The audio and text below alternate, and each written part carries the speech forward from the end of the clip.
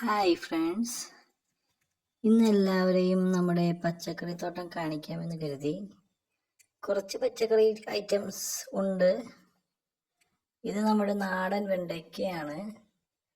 ഇതിലുണ്ടായി നിൽക്കുന്നത് എല്ലാവർക്കും കാണാമല്ലോ.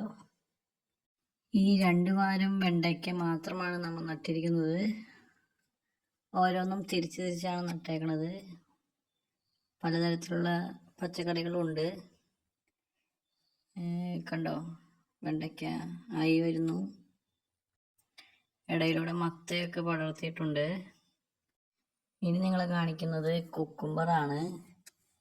2-3 ഐറ്റം കുക്കുംബർ നമ്മളിവിടെ നട്ടിട്ടുണ്ട്. ഇതിലുണ്ടായി തുടങ്ങിയിട്ടുണ്ട്. ഇപ്പം കാണിച്ചു തരാവേ. 2 ടൈപ്പാണ് ഇതിനകത്ത് വന്നിരിക്കുന്നത്. വൈറ്റ് കളറും ഗ്രീൻ കളറും ഉണ്ട്. അതിൽ ഈ കാണുന്നത് ഗ്രീൻ കളറാണ്. കാണാമോ? ഇത് ഭയങ്കര സോഫ്റ്റാണ്. ഇനി ഞാൻ നിങ്ങൾ മറ്റൊരു ഐറ്റം കാണിച്ചു തരാം. White colour.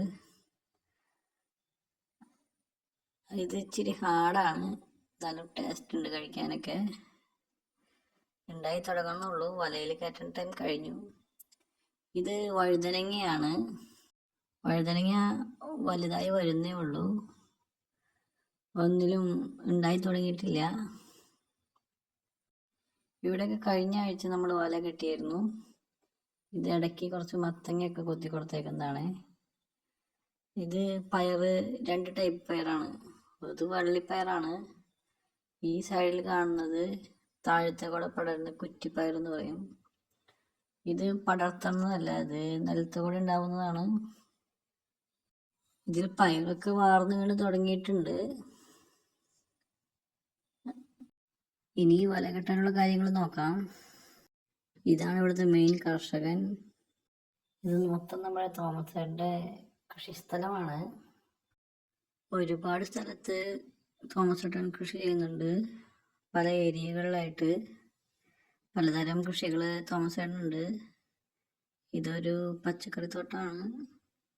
വേറെ പലതരം കൃഷികളുണ്ട്. വാഴത്തോട്ടം, റബ്ബർ തോട്ടം, തെങ്ങിൻ തോട്ടം, പിന്നെ മത്സ്യകൃഷി, അങ്ങനെ എല്ലാം ഉണ്ട്. ഇപ്പോൾ നമ്മൾ നെറ്റ് നിവർത്തുകയാണ്.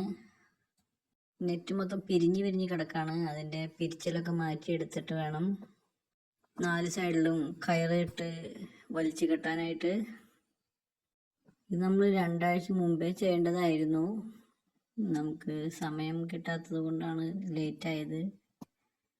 പിന്നെ ആദ്യം വാങ്ങിയ വല തികഞ്ഞില്ല.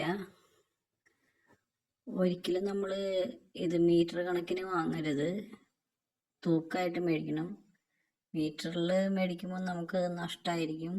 റേറ്റ് കൂടുതലാണ്. നമ്മൾ ഒരുപാട് സ്ഥലത്ത് അന്വേഷിച്ചു. തൂക്കം മേടിക്കുന്നതാണ് നമുക്ക് ലാഭം. ഈ വല 1 കിലോ 300 രൂപ അടുത്ത് വന്നിട്ടുണ്ട്.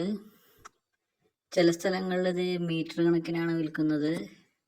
അങ്ങനെ വാങ്ങുന്നത് നഷ്ടമാണ്. ഇത് 1 കിലോ 300 രൂപയായി. 1 കിലോ എന്ന് പറയുന്നത് 15 മീറ്ററോളം നമ്മൾ അളന്ന് നോക്കിയിട്ടുണ്ട്. അങ്ങനെ വാങ്ങുമ്പോൾ 3 ഇരട്ടി പൈസയാവും. എല്ലാവരും തൂക്കം തന്നെ വാങ്ങാൻ ശ്രദ്ധിക്കുക. നമ്മളിനി വലയിടാൻ പോവുകയാണ്. വലയിട്ടതിന് ശേഷം ഇനി അടുത്ത വീഡിയോയിൽ കാണാം. Okay, by.